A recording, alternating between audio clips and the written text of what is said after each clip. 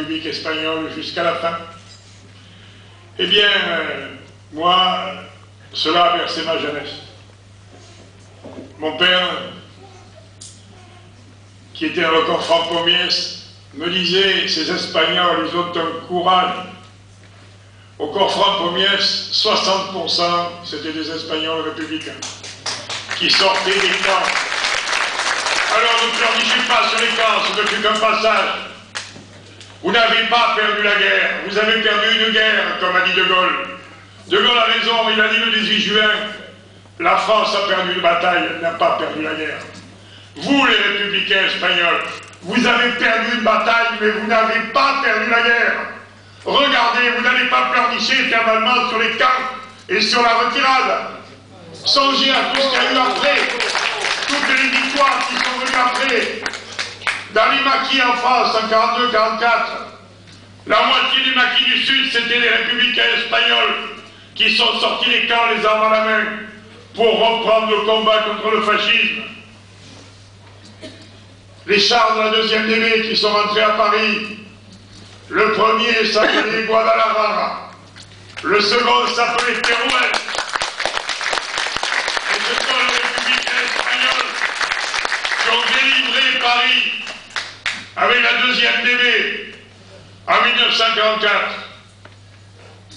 et à Stalingrad. Le commissaire politique de Staline, qui était Khrouchtchev, a donné l'honneur au bataillon espagnol de traverser la Volga. Et ce sont les éclaireurs espagnols républicains qui ont repris Stalingrad à fond de Paulus et qui ont décidé du tournant de la 2e guerre mondiale. Quand 600 000 Allemands, 2 maréchaux, 28 généraux ont été faits prisonniers à Stalingrad, et ceux qui ont traversé les premiers la Volga par la volonté de Khrouchtchev, c'est le bataillon des républicains espagnols, réfugiés à Moscou, après 1939. Alors vous avez perdu une bataille de 36 à 39, c'est vrai, je vais en dire quelques mots. Mais la guerre, vous l'avez gagnée. Et vous l'avez gagnée après. Parce que après, quand la gauche a repris le pouvoir en Espagne, elle a agi avec prudence, mais elle avait raison. Car encore 25 à 40% des Espagnols restent aujourd'hui de farouches suppôts de Franco. Et dont la gauche au pouvoir en Espagne a été obligée d'être prudente. Mais elle a commencé, elle a détruit les monuments de Franco sur les places des villes espagnoles. Et Zapatero, le Premier ministre socialiste, a enlevé il y a 2 ans la dernière statue sur une place de Madrid du caudillo à cheval. C'est la fin de l'histoire. Ainsi, Franco rejoignait les poubelles de l'histoire. Et ce n'est pas fini la dératisation. Un jour, il faudra supprimer la vallée de los Caillos. À la mémoire des fascistes. On a fait un petit monument pour les républicains espagnols dans un coin de la vallée. On n'a pas osé détruire le monument aux franquistes. Mais n'ayez crainte, ça se fera. Et moi, je serai gouverneur en Espagne, je ferai comme on fait la gauche espagnole, j'avancerai avec prudence. Parce que les Espagnols sont payés pour savoir ce que c'est qu'une guerre civile. Il y a eu 1 million de morts entre 36 et 39. N'oubliez pas qu'ils recommencent. Alors ils sont obligés d'avancer avec prudence, et il faut le comprendre. Mais les choses se font.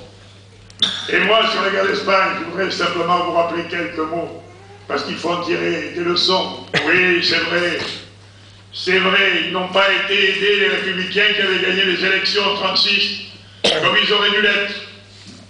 Je pourrais vous parler des trahisons, des laissés-faire, de la gauche anglaise qui a laissé Franco sur des navires de fortune transporter ses morts jusqu'à Séville en Andalousie, car la marine était restée fidèle aux républicains.